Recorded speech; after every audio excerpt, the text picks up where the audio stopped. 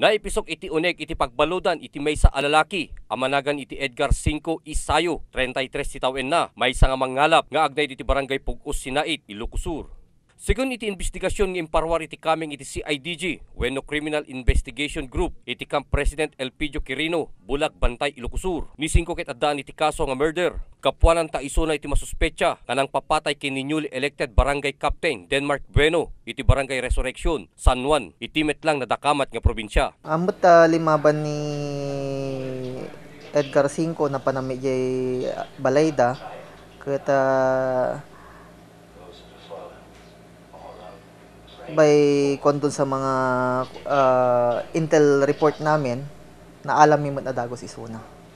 Agarop alas 11 iti bigat anak embeg ni 5 iti may kadwa nga aldaw iti daytoy abulan babaen iti pinakikinamayet iti kaming iti Ilocos Sur Provincial Public Safety Company Sinait Police Station ket balaygi nga nakimeg ni 5 iti mismo nga pagtaingan na ni 5 ket addaan iti warrant of arrest under CC number 2843-K para iti kaso a pampapatay nga awan iti nairekomenda nga piyansa nga inisyo ni Honorable Judge Nida Bringas Alejandro, Presiding Judge ti RTC Branch 24, iti Kabugaw, Ilocos Sur. The state daytoy pay matlaang tinakit kita mi na kaso na kadwa na ni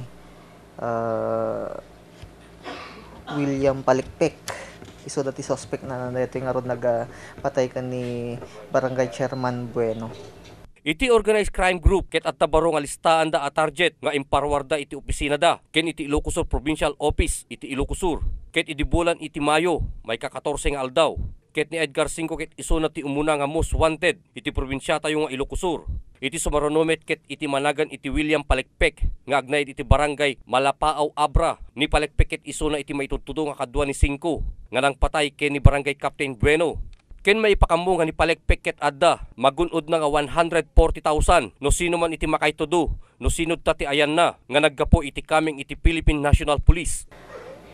No adaman ko mati maka itad informasyon no ayan na ito ni William Palikpik ket tumawag latta kanyamit toy opisina mi. Sir, di tumawag sa may kandamit lang iti number. When all informations na maalami is considered confidential.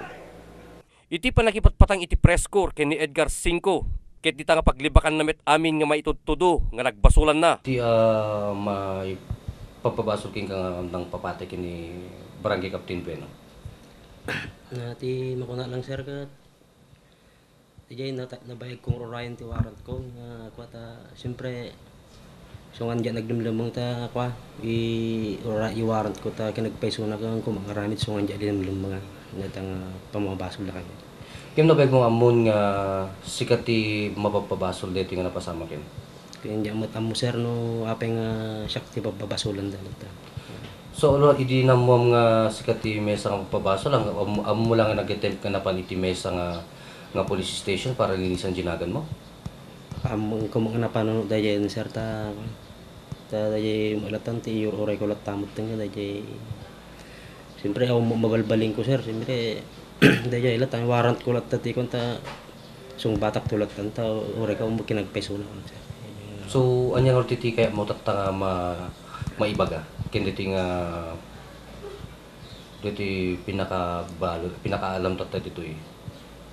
Kaya ti kamati la may bagak mo sir dayay ko tulat tam jay court tulat ti pingi bagaktos tong side ko matang dati nga pasamak na pinangkwata kini Apo Ben.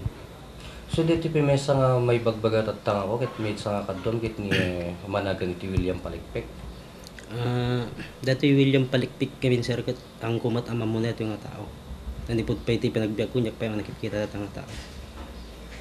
May palagip nga napapatay ni Barangay Captain Bueno idi may ka-11 nga aldaw, idi bulan iti Nobyembre, idi napalabas nga tawen, agarop alas 6:40, iti bigat, adita nga napalto-paltugan iti manin-ano adaras, anakay gapuan iti panakapapatay na, sadyay Barangay San Ramon, Magsinggal, Ilocos Sur. Para iti press corps, Ryan Pardo.